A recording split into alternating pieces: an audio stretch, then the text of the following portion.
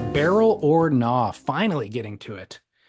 Came through on your new Instagram account on a caption or on a comment for one thing that you posted, and it is, quote, guys sitting with their legs crossed.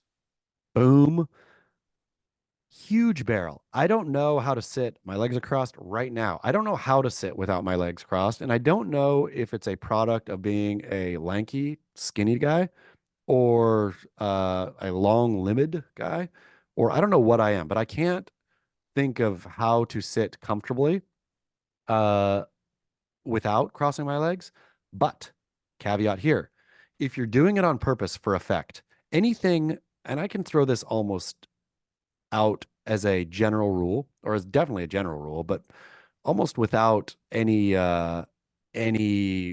what Caveat. um yeah, caveat is anything you're doing for effect will come Yeah. across as you're doing it for effect. So if you're sitting with your legs crossed to try to look sophisticated or fancy, or other things that come along with sitting with your legs crossed, then it's going to come across as weird. If that's just the natural way you sit, barrel. I don't know how to sit otherwise. Well, so of course we're talking about with the legs crossed at the knees touching each other rather than one ankle on one knee. And the reason, so this came through as a comment, and I haven't heard it in conversation in the last 10 or 15 years, but I remember when I was a kid, it was deemed effeminate to sit that way as a Ladylike, male. It was David Lee ladylike. Scales. And I remember the opposite was, or the alternative was as a male, sitting where your ankle is resting on your knee. So there's kind of a big triangle gap of space between your legs. Rare to see And that these what's days. that? Rare to see that these days. I don't see the big triangle sit often.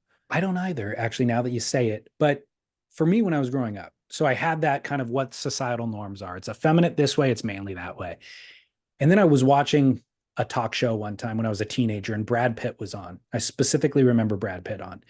And he was talking about his appearance on Friends. Do you remember he had a storyline on Friends for a I while? do vaguely remember. I think he actually dated Jennifer Aniston, might have been the Yeah. storyline. And he was sitting there on the couch, comfortable, casual, chatting it up with the night Jay Leno, I think it was. And he had his legs crossed in the quote, effeminate way. And I was looking at him, I'm like, this guy is cool as it comes. He's masculine. I saw him in Fight Club. He was pretty masculine in that. And that doesn't look effeminate to me. Like he looks very comfortable and casual. So I guess maybe the society is wrong, you know?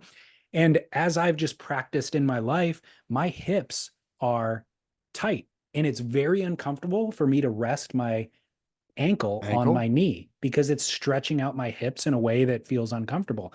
It's much more comfortable to do the effeminate way, you know? And it's like, I guess the argument against it or the effeminate reason is it's going to crush your junk, but there's a way to adjust your junk so that it is not being crushed. There is a way Easily. to crush it too, but there's a way to Sure. sit and not crush your junk and to sit with your legs crossed at the knee. So I'm full barrel. I do not think it looks effeminate at all anymore. And will do whatever's comfortable. And that's the most comfortable thing for me.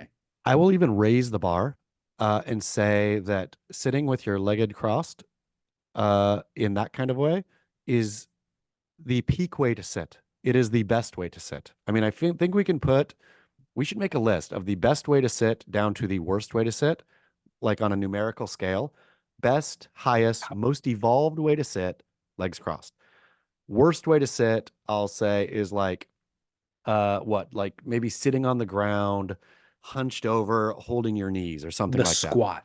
Yeah, something like that is like we can workshop this some more, but I feel that there is a scale that we can actually establish for the highest form of sitting versus the lowest form of sitting. Power rankings. Yeah. We'll get S- Derek Hine to chime in on this one. Yeah. I'm sure he sits in a weird way. For sure. The guy's Mhm. super nimble.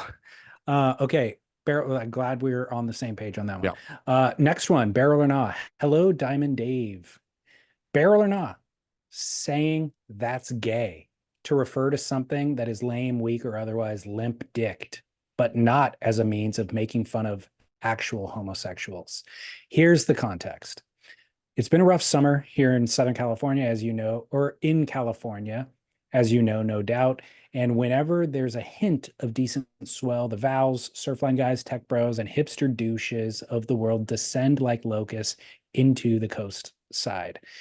One recent Saturday, I happened to pull into a parking lot of a certain Bay Area break not far from Kai Lenny's favorite Taco Bell and was met with a familiar scene, a sea of Teslas and Sprinter vans, sorry, weekend vans, replete with dorky looking, helmet clad weekend warriors boasting to their buddies about how epic their sessions had been.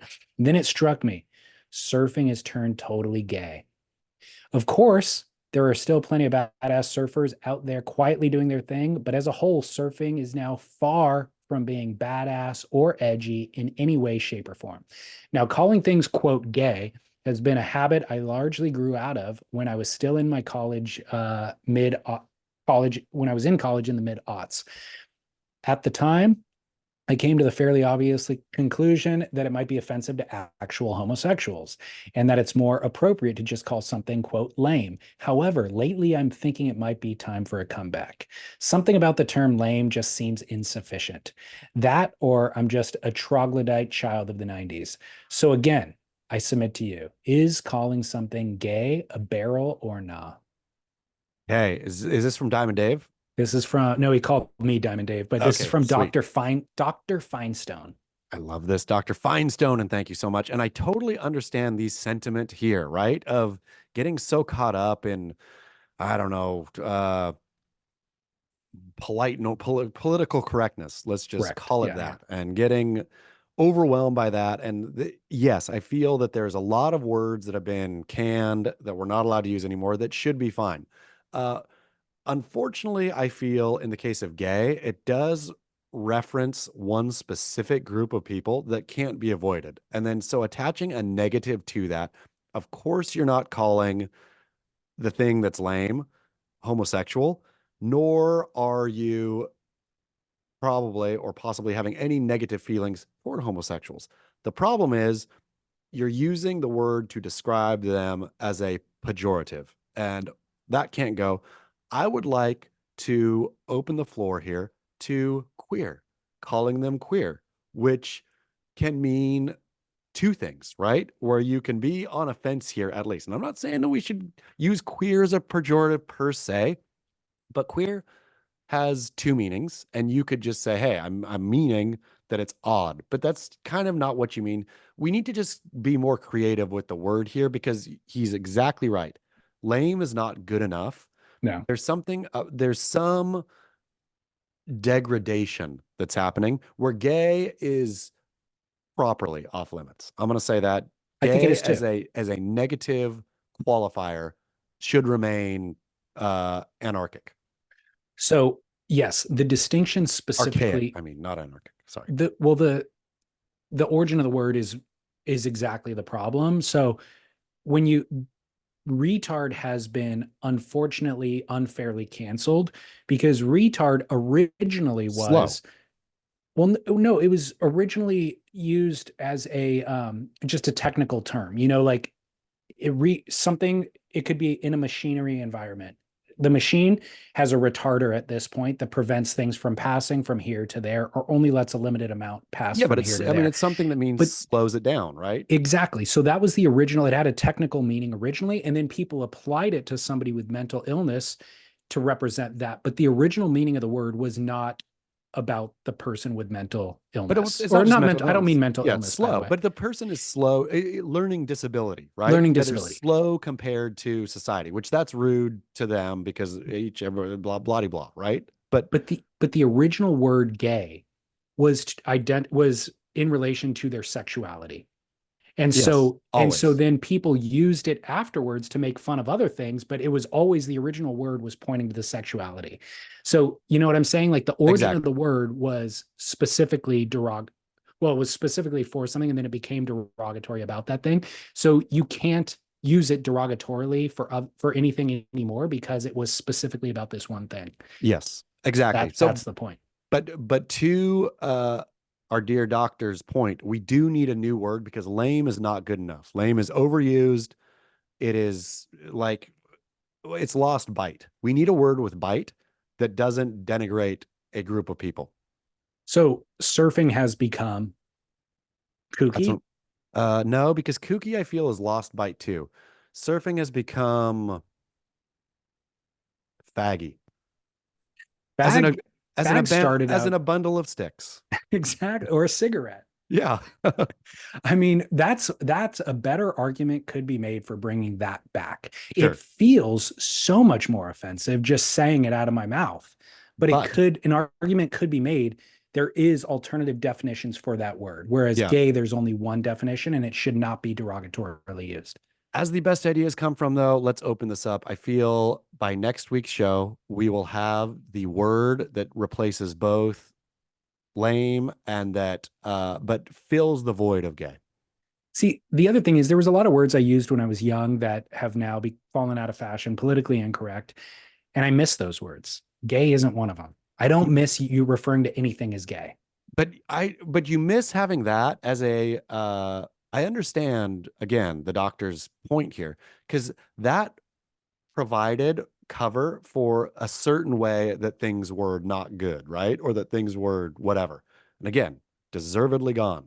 Goodbye. But that space has not been filled by another word. I guess that's true.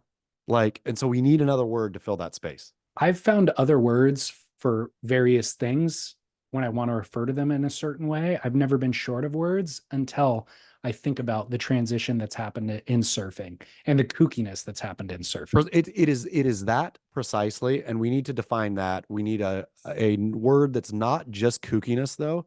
It's got to be something a little different than that. Yeah, gay was never the right word either, though, for to No, describe that.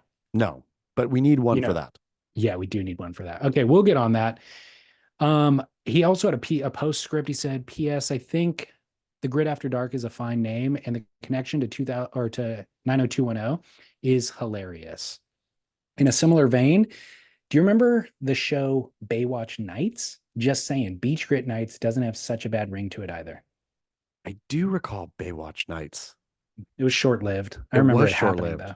I love that, like TV back in the day, they thought, okay, we got a good thing going. And then, of course, Peach Pit After Dark was not a separate show, but like you have a good thing going, and then what you do, oh, you do the night version, the like more sexy, more like Yeah, whatever version of it, which, yeah. yeah, funny. Well, controversially, this third one coming in as if that wasn't controversial enough. This was addressed in one of our earliest of shows, but it's been submitted a couple of times recently, so we will discuss it again. Using a surfing shot as your profile picture. Uh, Tough one here. Tough one. I say I'm gonna go barrel. I'm gonna say it's fine. I'm gonna say why not? At this point, surfing being gay and all, why not use if it's a good shot, if that's really how you want to cement yourself. The profile picture is weird to begin with, right? Okay, so let's walk through the minefield of the profile picture That's from true. the get. It's either a picture of you thinking you look good, it's a picture not of you because you don't want to be narcissistic, which doesn't help the uh, your friends or community because okay, now who is this person again? Like it's helpful to have your profile picture be you, right? Yeah. If you want a surfing profile picture, that's no worse, I will say, than any kind of either selfie, any kind of, self-aware, like, okay, I'm doing this, but I don't really mean to do this kind of thing. Like it's just a minefield. The profile picture is a minefield to begin with. It's a necessary evil, though. I will say the surfing version of that is no better or worse than anything else you put there. Anything else you can put there is either too self-aware or it's too on the nose. There's no such thing as the perfect profile picture. Prove me wrong.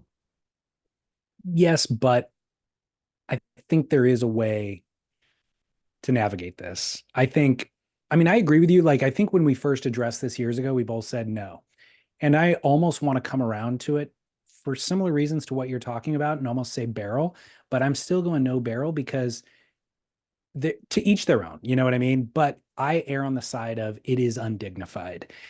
Think about the things that you hold most sacred and dear, or maybe that you even work the hardest on. Like you don't really want to lead with those things. You know, like there's some weird dichotomy for whatever reason that the things that you work hardest on and you do have pride about, you don't want to lead with that. Like if I worked incredibly hard physically and had a six pack, that wouldn't be my profile pic. You know what I I mean, mean? Or the ways that I love my wife the most deeply and express my love to her, it's none of your business. You know what I mean? And I so hear you. surfing kind of lands in that realm and landscape for me where it is what I put a lot of effort into. It's what Too I put a lot sacred. of pride into, but it's not what I want to blast out there to the public. Like, look at me. This is what I'm so good at. It's just undignified for whatever reason. It's I totally gauche. I totally hear you. And so, but I think then within the minefield of profile pictures, as you were talking, I think I stumbled upon the solution. We should each and every one of us, especially men, I feel, I mean, ladies, join in here. Just take a picture of our passport picture and post that as our profile. That's your basically profile picture for everyone, like official on earth when you travel. Why not just say, hey, this says nothing more or less about me than this is me, right? I feel that is our solution here You're is right. rip down anything you got, I'm going to do that today. I'm going to post my passport picture as my profile picture. It's just the raw representation. It is official, practical. I'm not getting any joy out of this, nor am I, caring. It's not nifty, it's not quirky, it's not, a tell on a part of my personality. This is the way my face appears when I'm standing in front of you. Wow. How is your passport picture? Are you okay with it? No, I look like a straight up I'll post it today. You can see it. I look like it's a miracle that I ever get into any country. And it's understandable when I have to get thrown into secondary. I will say that even without my long laundry list of Middle East dubious travel, my passport picture does me no favors. But Okay. that's my passport pic. That is It is what funny. it is. Throwing it up. All right. Well, glad we got to the bottom of that one.